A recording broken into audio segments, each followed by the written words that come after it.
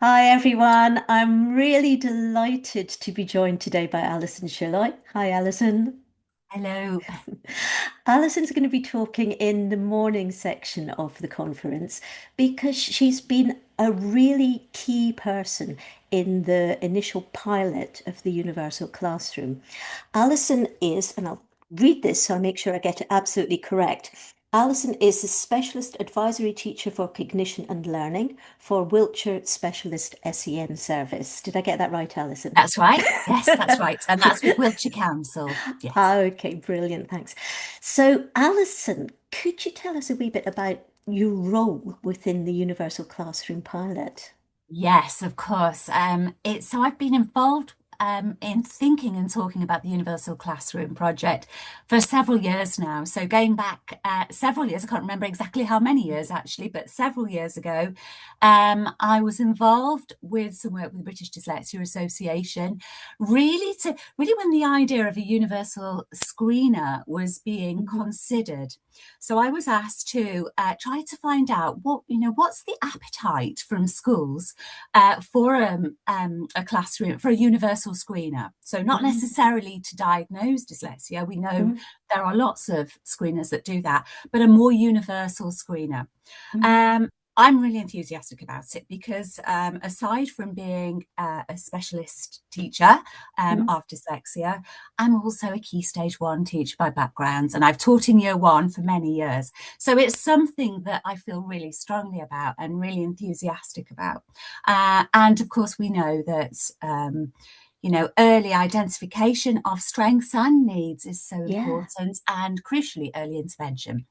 So I've been thinking and talking about it for several years, and I really started off by sending out some surveys to schools, to reaching out to schools initially in Wiltshire and then more widely in Hmm. schools in the north of England through Hmm. some connections and contacts I have in the north of England to find out what the appetite might be. And overwhelmingly, the responses we had from schools was that yes, a universal Hmm. screener is something that they would very much appreciate, with some caveats, with thoughts, around some of the practicalities Yeah. regarding training. What do we do with the findings of the screener? Cost implications, and crucially, time implications as well. So those Yeah. really important, real things that could impact on how it's implemented in schools. So initially, I was involved with that, and I still am in contact with those Hmm. schools. But as the project has moved forward, and I know on the day you're going to be hearing lots more about how the project has moved forward from Professor Joel Talcott and our colleagues in schools Hmm. who've been involved in the pilots.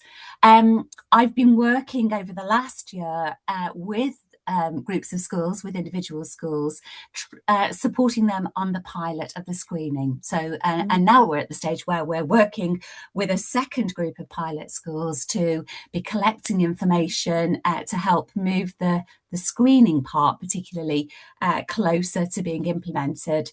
And alongside that, I know we have colleagues in the Universal Classroom team who are working on pulling together the Universal Classroom toolbox of those ideas of the next steps, what to do next. Wow. So super exciting times. It is, yes. Yeah. But it's the toolbox that you're going to be focusing on in your talk, isn't it?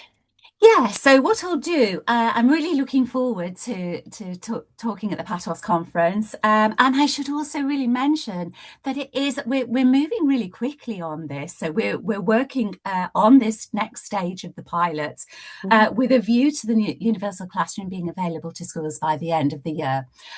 So the Universal Classroom project focuses on a screener, and it also focuses on a toolkit. So I'm really looking forward to speaking at the Patos conference a little bit more about the process of the co-production, so the working Hmm. together with schools.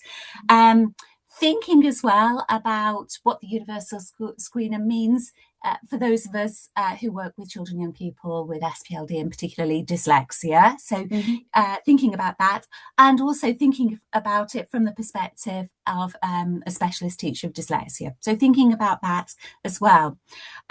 So I will be talking a little bit about that co-production, the screener, and of course I'll be able to answer any questions relating to that, but then also about the toolkit. Mm-hmm. Okay, so what do we do with the findings, and perhaps how we can build on that as specialist teachers when we're working with children, young people in our roles as specialist teachers. Absolutely, because as you were saying earlier, it's not just the what, it's the so what Yes, next? Those absolutely. questions that are just so important.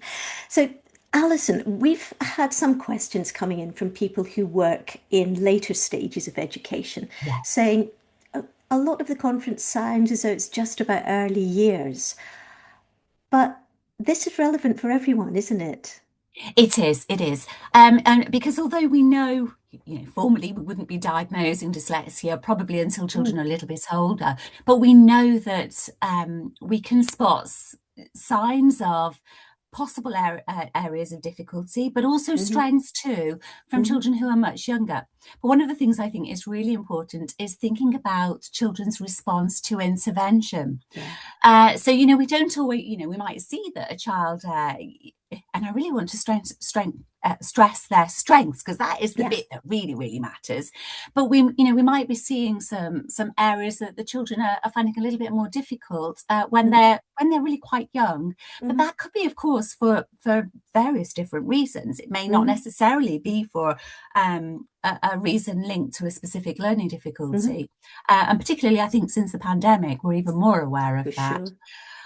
What it does, it will enable us to be and I say us, school staff as well, to be Mhm. putting in place interventions to target some of those areas. But I think what's going to be really important is looking at young people's responses to that support and those interventions, which will then be really informative to us hmm when we're working with children when they're a little bit older, whether it's into key stage 2 or beyond as well.